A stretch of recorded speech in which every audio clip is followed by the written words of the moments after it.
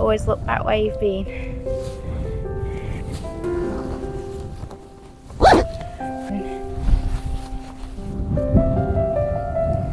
it going to blow you over? That's the question. My favourite there.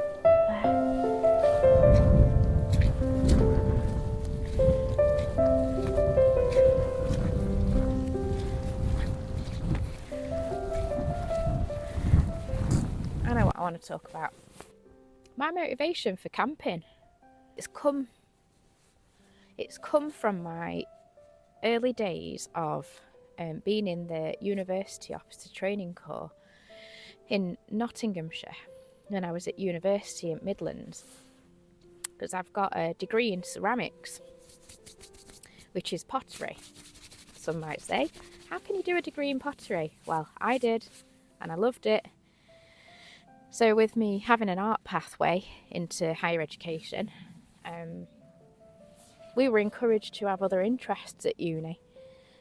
To, when you're young, to have something about you when you're going for jobs and building yourself as a human, you're encouraged to do extracurricular stuff. So I also joined University Officer Training Corps because my friend was doing it and she encouraged me to do it. I also was quite a skint student. I'm the first person to go to university out of my whole family, out of the history of our family. No one's ever been.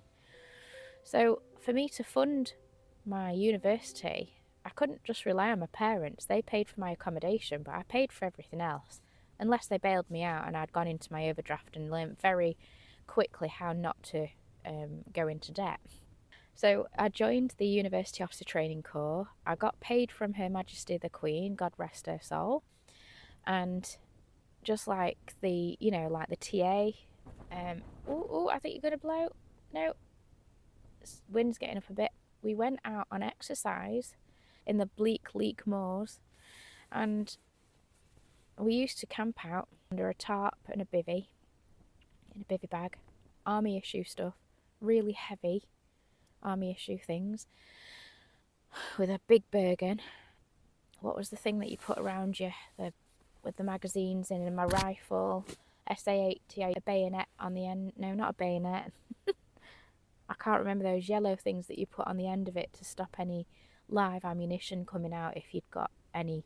It was a safety mechanism. Can't remember what it were. And we did combat fitness tests. We did exercise. So we basically played out soldiers. We camped. We cooked on Hexi. We used to call it Hexi TV. I think that's why it's quite nostalgic for me to have a burner, because Hexi TV, when you're cold and you're in all your stuff and you're doing sentry duty, when you're watching out for the enemy to come, because they could come at any point. We always knew they were going to come and get us, but all we'd hear is like fire, or we'd hear them, or lights coming towards us. They'd often come and ambush us at night, and it was the most terrifying thing that I've ever done. I used to think, why am I putting myself through this? And some people would say that about camping. Why are you putting yourself through this? Well, I put myself through that, and this is not a patch on that. And it's not a patch on what people do in real life in the wars around the world. So, it was playing soldiers is something that I say seriously. It was just playing soldiers, but I learned so many things about myself. I learned that I wasn't fit enough. I learn't that men could walk really fast and they have big strides, and to walk with them and keep up with them was really hard as a 5'6" woman with all of that kit on. We're just not built the same. Some women are really strong, but genuinely men are stronger and taller and can carry more weight, but we were treated as equals in the army. The combat fitness test was really tough. We had to basically march or run in a certain time that they gave us. Sleeping in the snow at night. What I did last weekend was not new to me, and I've done it in army issue stuff. Staying warm, staying dry, all those things I've learned a lot of years ago and wanted to come back to it, but in Civvy Street, not in the army. I soon learned that I were no soldier, and I didn't want to be an officer in Sandhurst, go to Sandhurst and be an officer. Then we went on adventure training, and adventure training was absolutely amazing. I went to Germany skiing. I went to Canada in Banff on an adventure training place, and I trekked a pony called Bruce across the Rockies with a guide dressed like a cowboy, doing it Western style with the thing there and the reins. I had to look after him, feed him. Brilliant. We mountain biked, we trekked, canoeing. And then one of the other really amazing things that I did was go to the Scottish Highlands. Now, it was Loch Nevis that we went to, and if any of you know Scotland, you'll know that there's a boat shaped like a whale, and I've forgotten his name, but just Google boat shaped like whale Loch Nevis and you'll see loads of articles come up about him and how he wanted to sail across the Atlantic in it. And we went to his place, and he was ex-army, I think. And a lot of what we did involved a lot of heavy drinking as well.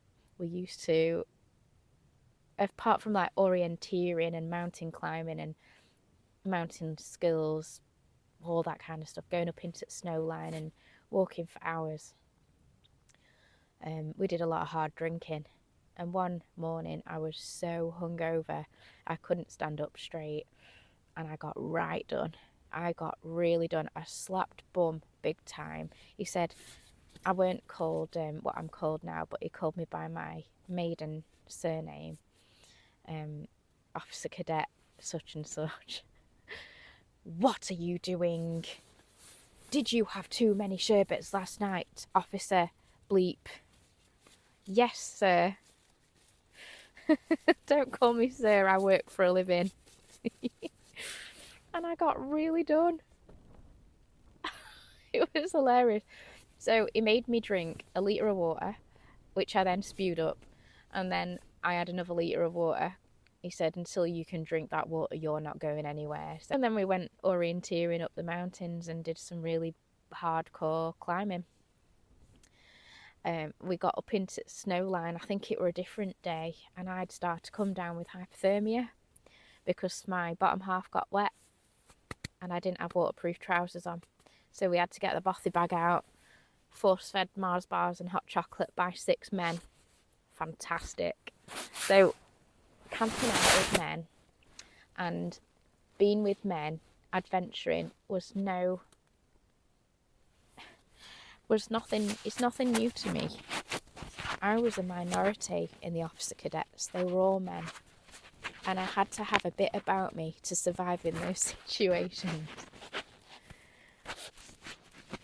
And I think it is having that sense of adventure about you, sense of commitment, devotion,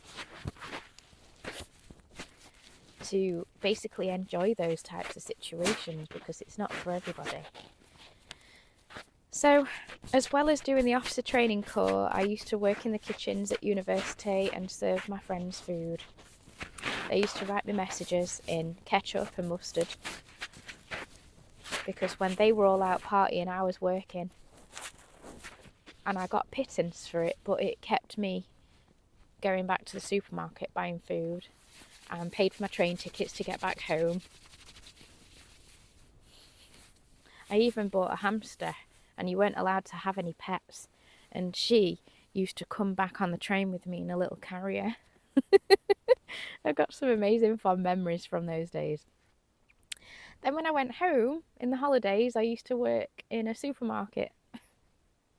So doing my ceramics degree was no rest. Even though the contact time with lecturers was less, a lot of it was self-directed. So I suppose I've always been a highly motivated person, which brings me to today. Not to mention midwifery. Midwifery is like, that was really tough, because then I had babies. And 7 years before that, I was working my way up to applying for midwifery, because over in the UK it is extremely competitive to get in. It isn't anymore because there's such a bloody shortage of us, about 3,000 of us.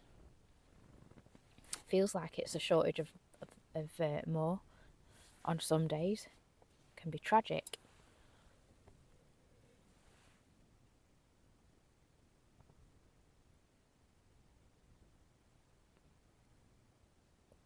I thought I heard someone. That cloud's proper come over now. Yeah, I had babies. My babies were at primary school, like I've told you about. That was tough.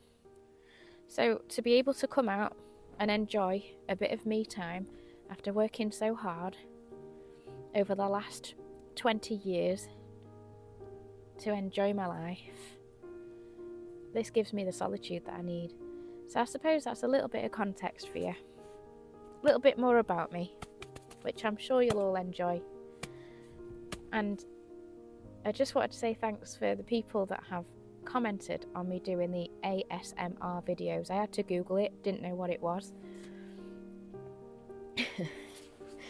I've got the message that you want me to talk. And actually, after saying it, I thought to myself, I'm never going to be able to do that. I am never going to be able to shut my trap. So, it looks like you're in it for the long ride. This weather's bleak now. Yeah, I'm not going to shut up. You have to put up with me talking.